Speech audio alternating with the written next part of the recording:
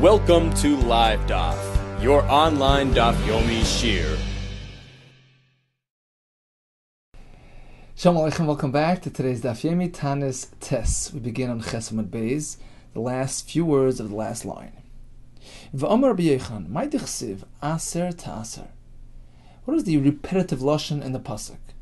Aser ta'aser. What's the lesson here? Aser bishvil shetis asher. Give maser of your tzedakah. Tesa says, give maser of your earnings as well. Why? Bishvil. It's going to lead to wealth. Bishvil shatis asher. In fact, it may be interesting to actually learn through the Taisus inside. So parallel to holding in the Gemara, so it's about 5 lines from the top. He brings a beautiful medrash. It's a medrash in Yalkut and Tanchum Parshas Re'eh as well. Listen to this medrash. Pasuk says, Hayotzei hashana hasada shana shana. That's the pasuk that we just started. Aser to aser is kol tvuas zarecha. Hayotzei hasada shana shana. The medrash darshans as follows. What does Hayotzei hasada shana shana mean? Koloimar loy to aser sadcha ka'egen. If you will not fulfill mitzvahs maser properly, you're going to end up with much less than you started off. You think you're going to gain, you're going to lose. Lo yelecha. How much are you going to have at the end? Ela hayotzei min hasada. Koloimar, meaning, lo yasa sadcha. Your field would start producing a minimal amount. Ela kefi maser shehayu kain lochen. 10%. The amount which was meant for maser, that's how much he's going to be left with at the end if he doesn't give maser. It's going to go down from 100 to 10%. The hainu hayotzei min hasada. What's meant to be taken from the field, that's what I'll be left with. The amount that he was accustomed to separating for maser, that's what he'll have left if he doesn't give maser. He's going to be like the kohen, like the ani, taking from Hashem. Hashem is sort of going to repossess his field, he's going to explain later. In fact, there was a story of maser about him. There was this fellow Shayah Usher, a wealthy fellow, a landowner. His field produced 1,000 kur of wheat, or whatever. And this wealthy man was a generous man. He would take noitel kuf kur in the maser, 100 off for maser, 10%. Umafresh kol shana v'shana. V'chein asa kol yamav. Throughout his lifetime, 10% every year. When he was about to die, Karl Ibn calls over his son, V'amalei tells him, look, Bini, my son, da, you meant to know, listen closely, follow me. Shesada zu shani moirish lecha. This field I'm going to give to you. I'm going to inherit it to you. Oiseh b'chal shana v'shana elef kurn. It produces 1,000 kur. He's zor, be careful. Shetafresh kuf kurn. Kasher osisi. Follow my lead. 100 kur a year from Maser. Umeis oiseh ish, father passes away. Son takes over. In fact, v'asa asada elef kurn. Kasher hoya oiseh b'chayav. Produced 1,000 as it always did. First year, he was a good boy. 100 kur from maser.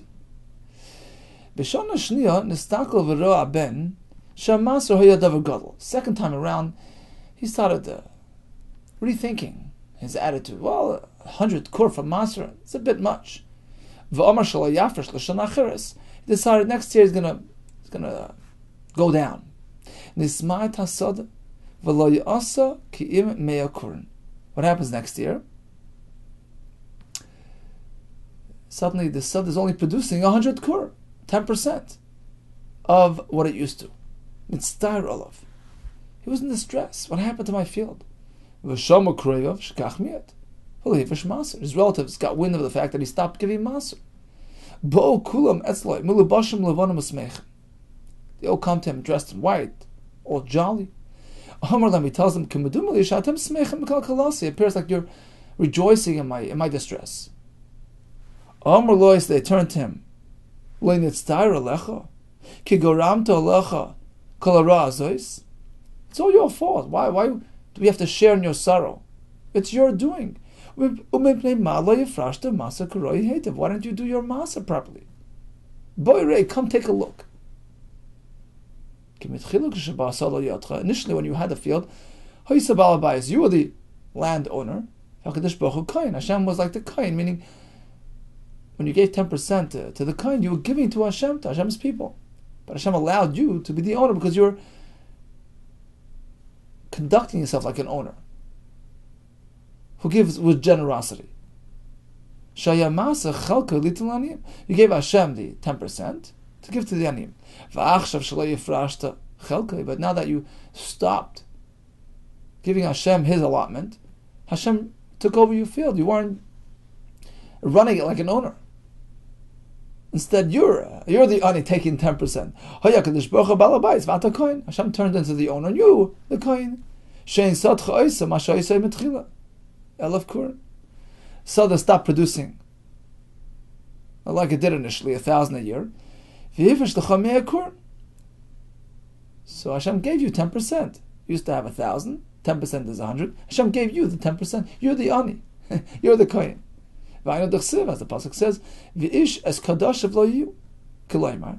And if he does not fulfill his maser commitment properly, lo yiyah, he will have what? What will he have? Lo yiyah, he will not have, right? Ela hakachim. He'll only have the kachim, which means kiloymar hamaser. Only have 10%. If he prevents, if he holds back from the maser, he will be the one to suffer. He'll end up with only 10%. So, you never lose from giving maser. Aser b'shvil shetis asher. Reb Chaim Kanievsky writes in Derech Emunah, that's the natural consequence, natural result of giving tzedakah. You get more, but he says, of course, Hashem knows what's best for a person, and if it's to his detriment to become wealthy, he will withhold that wealth which is due to him and give it to him in some other way, spiritual wealth or wealth for his children. But of course, Hashem looks out for the taiva of a person, and naturally, he says, based on this Gemara, giving maser ksafim, etc., leads into bishvil shatis asher. Continues the Gemara, 2 lines from the top. Ashkechei Rabbi Yehuda linuka de Rish Lakish. Rabbi Yehuda meets the young son of Rish Lakish. Rish Lakish had married Rabbi Yehuda's sister, so this was his nephew. Amalei, he turns to the boy, Emily psukech, tell me what you're learning. Give me the pasuk that you're holding. Amalei, so he turns to Rabbi Yehuda, asa to asa, that's what I'm holding. Amalei, and the kid asks Rabbi Yehuda, actually, I can use your help. Umay asa to asa. What's the repetition? What's the deeper meaning of the pasuk? Amalei, Rabbi Yehuda responds, I'll tell you. Aser, separate maser, b'shvil shet is asher, so that you become wealthy. Amalei, the child, turns to him in amusement. Manalacha, how do you know that this is true? And as some of Farshim explain, how could it be that this should be the person's mindset? You do a mitzvah to get wealthy. Amalei, so Rabbi Yehuda tells him, Zil nasi, go try it out yourself. Amalei, he turns to Rabbi Yehuda, is it proper to test Hashem? You're not meant to test Hashem. Amalei, Rabbi Yehuda responds, well, this is an exception. Rabbi Isha, my Rebbe tells me that this is an exception, chutz mizu. Typically you don't test Hashem, but here we do. Shenemar v'haviyu, it's called a maser al beisa oitzer. Pasuk says, bring the maser to Hashem's treasury. V'hi teref bevesi, there'll be produce in my home. Ubechonuni no bezais, please test me in this manner. Omar Hashem tzvokos. As a result of your generosity, im lo yaftach lochem es arubais hashamayim. Don't you think I'm going to open for you the windows of heaven? I'll spill out for you bracha and bracha until ad belidai. There's no limit. My ad belidai. What does the pasuk mean? Ad belidai. Omar Ravi Bar Chama Adrasha Amarav Ad sheyivlu sifseisechem, until your lips will wear out and tire. Miloimar die from saying die so many times. Enough. It'll be such a overabundance of bracha as a result of us doing tzedakah and giving master to Hashem. So we see that Hashem is asking us to test Him. This is not like a test. This is a natural result, a natural consequence of our doing. You give maser, b'shvil shetis asher. Amalei, so the child turns to Rabbi Yechanan. Oh, you're coming from that pasuk, a pasuk in Malachi. If I would have reached that pasuk myself, to that pasuk, I wouldn't have needed your explanations, and the explanations of your Rabbi Yosha, meaning, oh, it's just a pasuk, I could have figured it out on my own. He was a sharp kid. In fact, there's another story here with the same child. There's another story. Rabbi Yechanan met Rish Lakish's son. This was after Rish Lakish passed away. So the child was sitting and saying over a pasuk in Mishlei. Ivelas Adam, the foolishness of a person to salif darka, it ruins his life, it ruins his derech, it brings him hardship. What does the person do? He turns around and complains to Hashem instead of taking responsibility for his actions and the consequences resulting from those. He blames Hashem. What did you do to me? So Rabbi Yechanan was sitting and thinking. He was wondering. Amar, he says, is there anything, the ksivi b'ksuvi, which I found in psukim of Nevi'im and ksuvim, the Lord Misi Baraisa, which isn't mentioned, at least in hint, isn't sourced in the Torah. Rashi says the Chumash is Yisoid and Nevi'im and ksuvim. You always find the lessons somewhere in the Torah. So this concept that Hashem is to blame, so to speak. A person blames Hashem for everything. What do we find out on the pasuk? Amalei, so the child responds, sharp kid. Atu ha mizi. You think this isn't in the Torah? I'll show you where it is. Oksiv.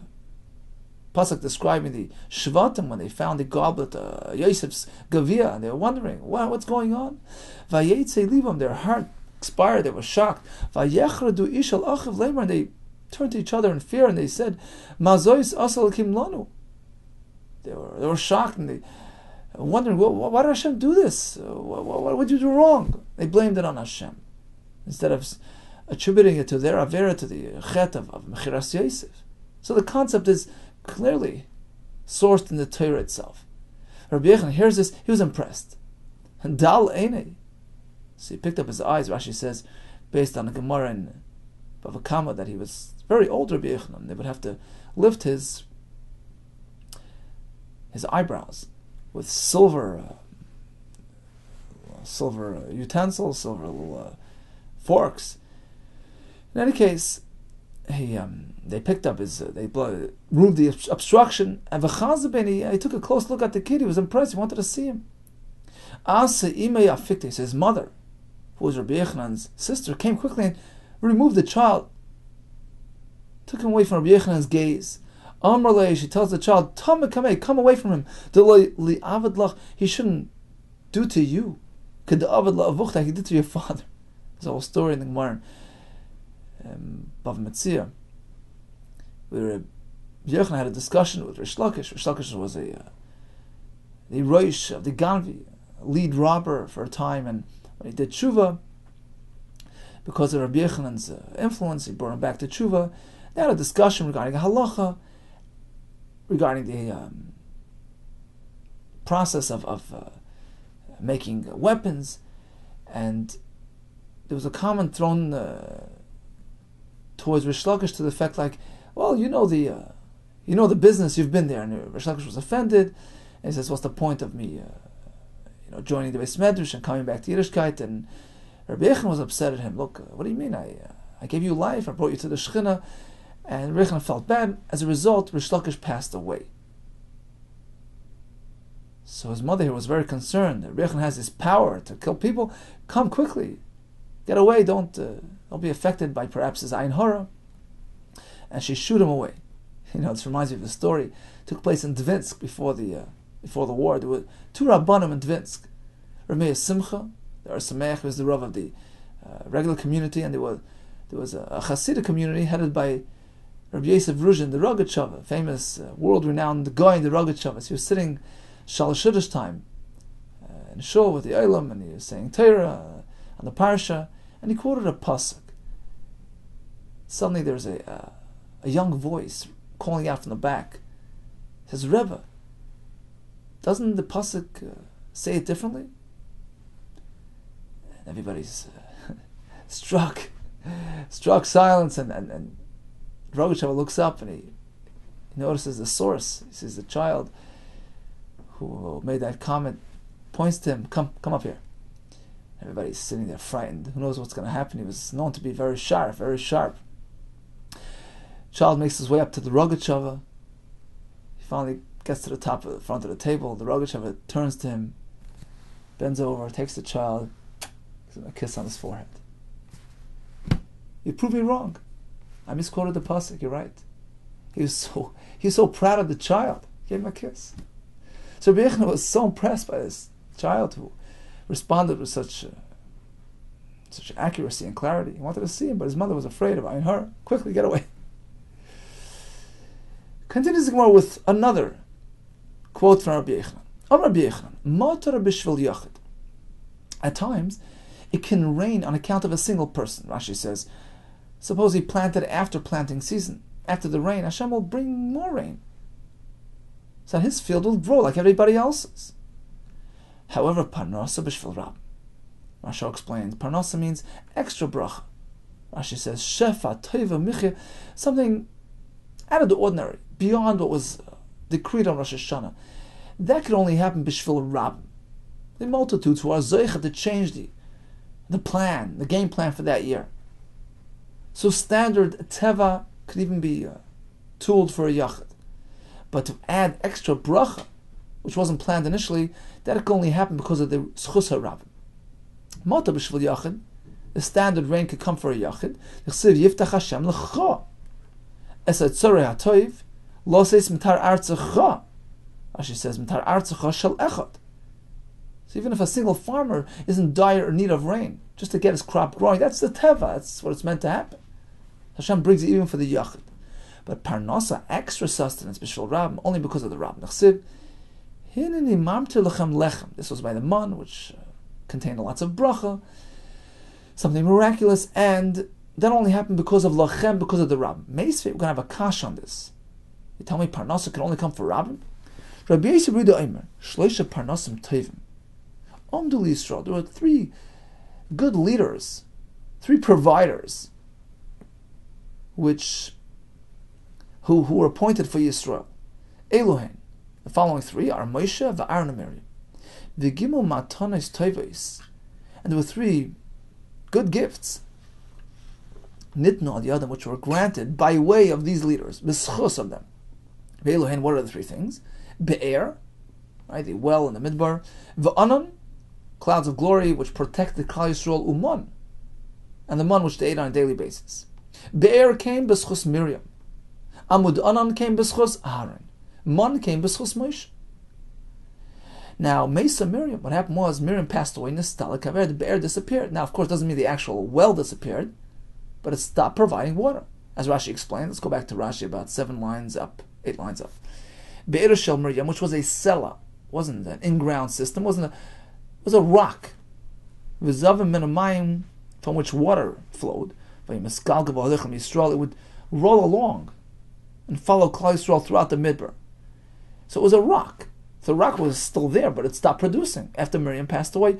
This was actually the same stone that Moshe hit.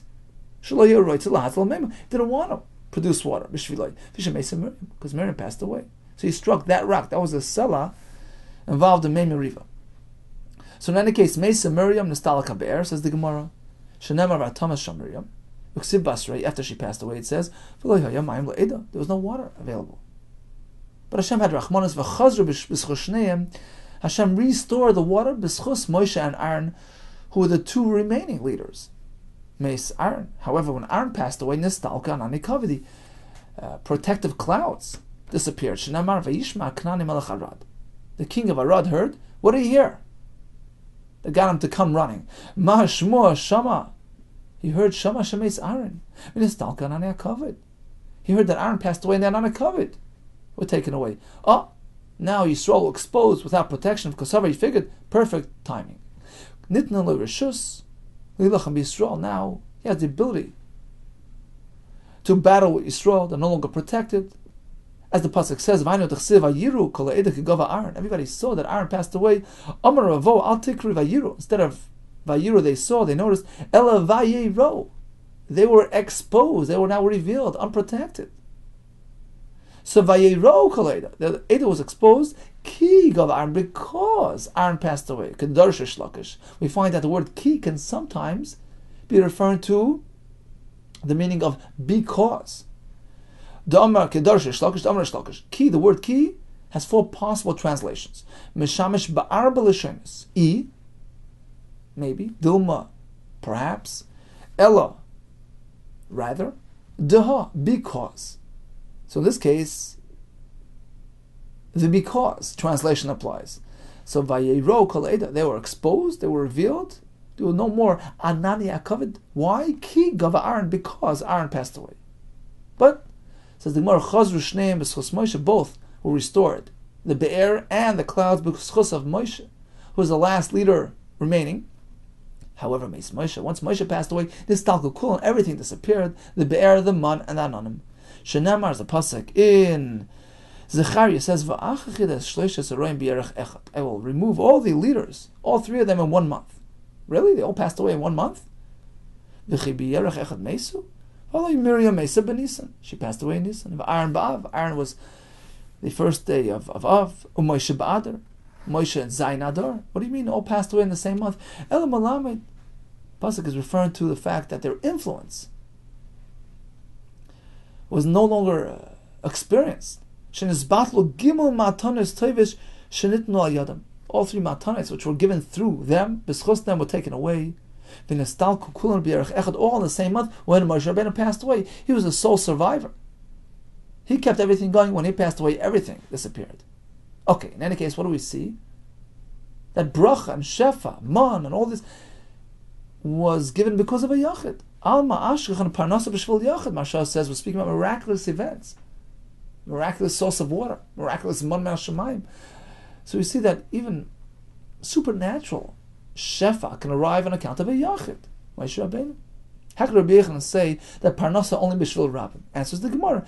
Well, here it's different. Shani Moshe, it wasn't his personal parnasa. Kivan de l'rabbim hu boi, it was for the sake of the rabbim, ki rabbim dami. It had the value. It was considered parnasa for rabbim. Sure, it was through him, but it was to sustain the rabbim. So it had the schus of rabbim as well. Rav Huna bar Manoach and Rav Shmuel bar Idi and Rav Idi mivis Tanya from that town, these 3 have a shchichi kamei de Rava. They frequented Rava. Kinach nafshe de Rava, after Rava passed away, and they could no longer learn from him. Also kamei de Rav Papa. They came to Rav Papa, and what happened there? He wasn't as articulate as Rava. Kol must have amar lushmata. Whenever he would tell them halacha v'lo yav mistarvelo, and they didn't necessarily buy into it, have a maramzi adadi. They would hint to each other. They would signal to each other in a way that denoted lack of acceptance of his halacha. Chalash date, he felt bad. Akriyu b'chelmi. So in his dream he experienced the following pasuk: I'm going to remove all 3 shepherds. This was an indication that the 3 chacham are going to be taken away as a punishment for insulting him, offending him. In fact, the next day, when they were taking leave of him, Amalu turns to them with the following farewell message: Lizlu Rabbanan Bishlama. The Rabbanan should go Bishlama, with peace. And according to the Girsa, Bishlama, actually it was a way of hinting to them that they're going to pass away, because the Gemara in Brachas, all at the end, says that a person should never send away his guest by saying, go Bishalem. We find that by Avshalom, he was told those words and he ended up experiencing tragedy. Because Bishalem means you're finished. This is it. Rather, you should say Lech Lishalem, which indicates that you still have more to live. You're going to rise. You're going to achieve more peace and more perfection. So according to the Girsa here, Lezer Rabbanan Bishlam, he was using terminology which was compatible with the Chalam that he experienced, that they're going to be punished. But there's another Girsa brought on the side, the B'Shem de Ein Yaakov, that actually he was trying to save them from punishment, and therefore he specifically said Lizlu Rabbana Lishlama, to indicate no, they shouldn't be punished, they should live long and still achieve much peace. Rav Shimi bar Ashi have a shchiach kamed Rav Papa. So Rav Shimi bar Ashi would frequent Rav Papa and learn from him. Have a magshile tuva, and he would ask him lots of questions. Yom echad, one day, Chazi, Rav Shimi noticed Rav Papa the nafal ape. He was putting his head down, and he was davening. Shami the Omar, he overhears him saying, Rachmana litzlan, Hashem, save me because sufa de shimi, from the embarrassment that he experienced through shimi, all his questions. Give me the wisdom, give me the ability to have clarity in my learning and not be caught off guard. I want to have that madrega to be able to influence and teach properly. So when Simi heard this, he realized that he was giving him a hard time. Simi decided from now on, silence. Vesuli actually he no longer would challenge or question him. He was sensitive to the Rebbe. He saw that it was a bit too much. He decided to back off. Something more of Afar Shlokish, just as Rabbi Yehuda tells us, that Mata b'Shval Yachid and Parnasa b'Shurab, Shlokish as well. Savar held Mata b'Shval Yachid, that standard rains come even on account of an individual who needs them. Damar Shlokish, Menayin l'Mata b'Shval Yachid, how do we know that? D'chsiv, Shalom Hashem Matar, Beis Malkush, Hashem Oiseh Chazizim, Umatar, Geshem Yitan Lahem, Leish Eiseh Basada. Oh, so Hashem will give us rain for the Sada. Yachalakal, perhaps it's only when everybody needs it. No, Tamalaymar, Leish. Even if only one individual came short this year, his field needs rain, Hashem will bring down rain for him only. Tanya, and we learned in the Brisa as well. Ish. If the pasuk would only say Leish, I would say, well, Yachalakal Sadaisa, perhaps only when he needs it for all his fields. But what about one field? Tamalayma Sada. Pasuk says, Esav Basada. Even if it's just one field that needs it, Hashem will bring out special rain for that field. Sada, if only the word Sada, Yachal Kol Sada, perhaps only if the entire field needs it. Even just one area, one patch. Kihad Rav Daniel Barav Katina, as we find the following story with Rav Daniel. Havali Aiginsa, he had this garden.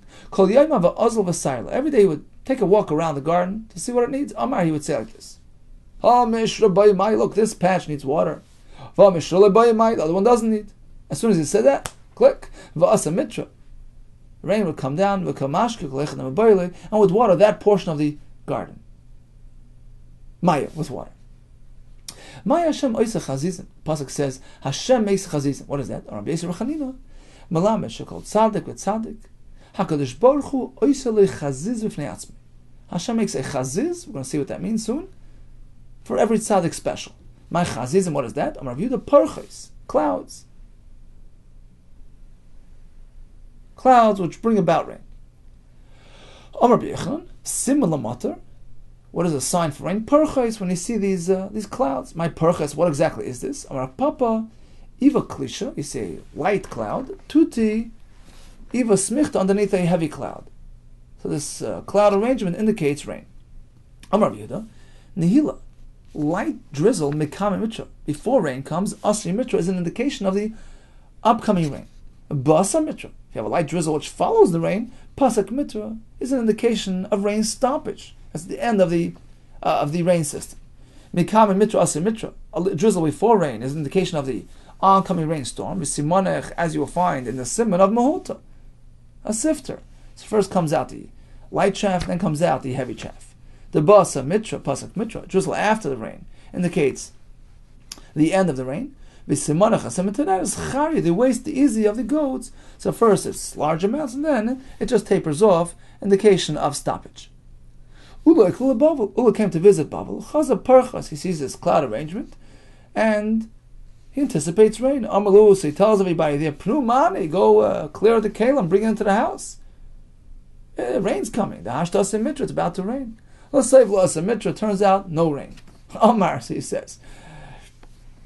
The rain is a reflection of the personality of the local dwellers. Just as the Babylonians, untruthful.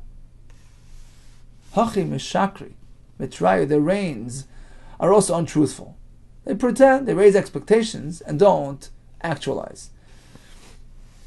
So just as they pledge in public and they promise tzedakah, pretend to be generous, they raise expectations. So too the the clouds come around, raise expectations, and there's no rain. Furthermore, we had a story of Ula and Bavel. Chazi, he noticed in Bavel that malit sana, the tamri, a basket full of dates, bezuzah, sell for a zuz, very cheap. So he figured he can live off dates in Bavel. You don't have to work too much. Amar malit sana, the dufsha bezuzah, look, there's a basket full of sweet honey, sold for just a zuz. They can live off it. Why the Babylonians not learning Torah all day? Look, they have a easy life. So he had all those dates, and that very night he was suffering internal indigestion from all these dates. Amar, so now he turned around and he says, I have to praise these Babylonians. They're still learning after all these indigestions. Molit sana, the sakina bezuzah, look, a basket full of knives. Sharp things that bring about inner turmoil in one's digestive system. Look, Babylonians are still learning. He was impressed with them. Look, they resort to dates because it's cheap and a staple food, and they're still learning. So this time he praised them. Tanya, we have a brayso like this. The world derives its water supply, its rain, from the Oceanus water. So rain originates in the oceans, Pacific, Atlantic, the great oceans which surround the world. The cloud, the vapor rises from the ground, rises up to the sky, and comes back down as rain. As kol pnei adam.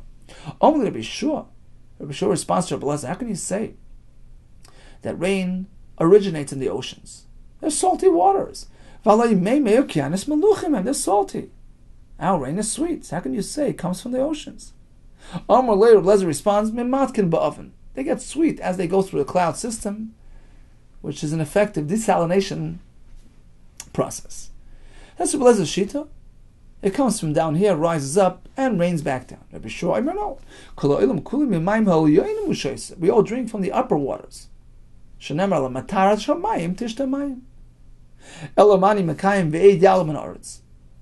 What does the pasuk mean? That the cloud, the vapor comes up from the ground, which sounds like water rises first and then comes back down. Malamed. The clouds rise up to the rukia, the upper spheres. They open up their mouths like a container, and they receive the main matter, and then send it down to earth. That the rukia spills out the matar le'edoi, matar le'edoi. It spills out the matar to the clouds. The clouds are perforated like a sifter, like a sieve, and then it drips down the water, shears it down to the ground below. So the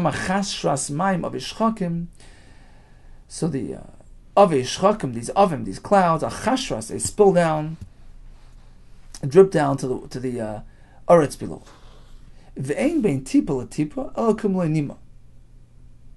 So each drop of rain comes out from a separate opening or channel in that cloud, just a malay nima between them, a hair's breadth between one drop and the next.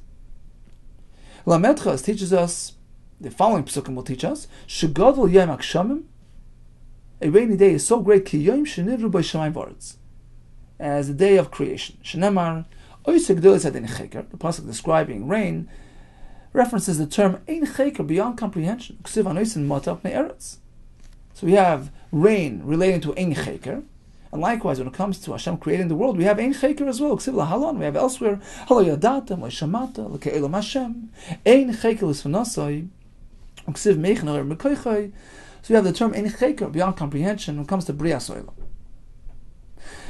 So the Mepharshim seek to explain our Gemara in practical terms, which are a bit hard to understand perhaps. It appears like they're discussing spiritual realities.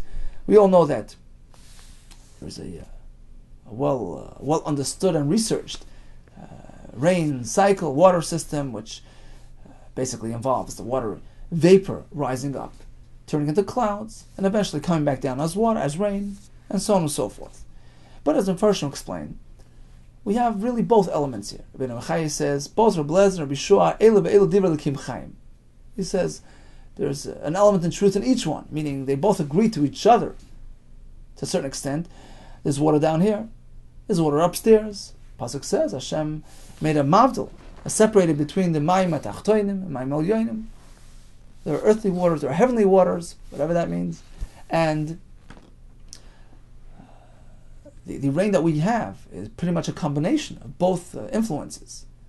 The humidity that rises from the earth and creates those clouds, but humidity and water vapor in the atmosphere at large, which also generates moisture and precipitation and rain.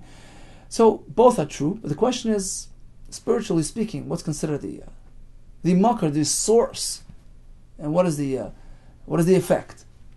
Is the earth the source and Shemayim the result, the secondary player, or is it the other way around?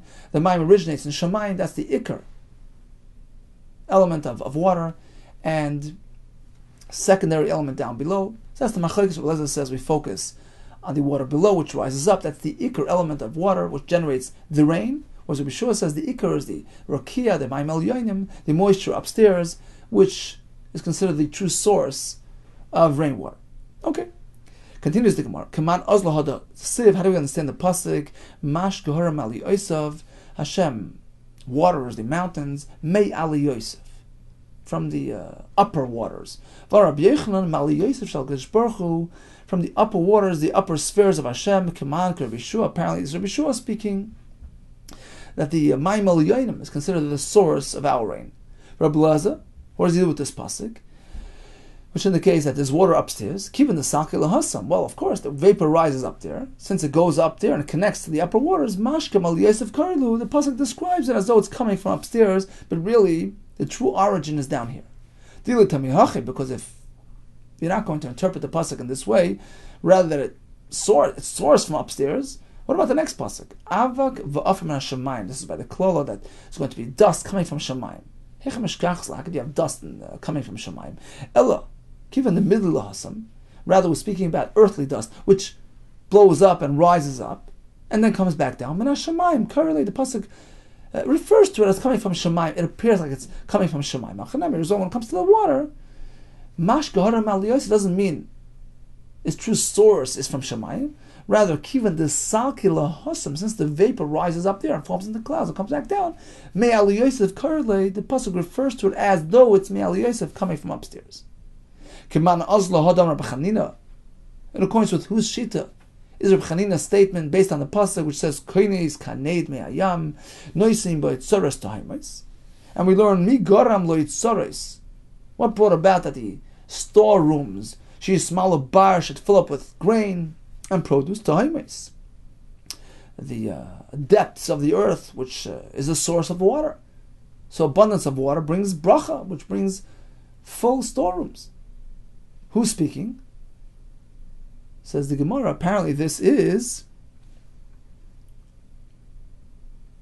Kiman. Yeah, Kiman Rabbi Yehuda. Rabbi Yehuda speaking, who considers the earth as a source for rainwater. Rabbi Yehoshua, what does he do with this pasuk? It's referring to the Brias Olam. Says Rashi on the top line. But Brias Olam.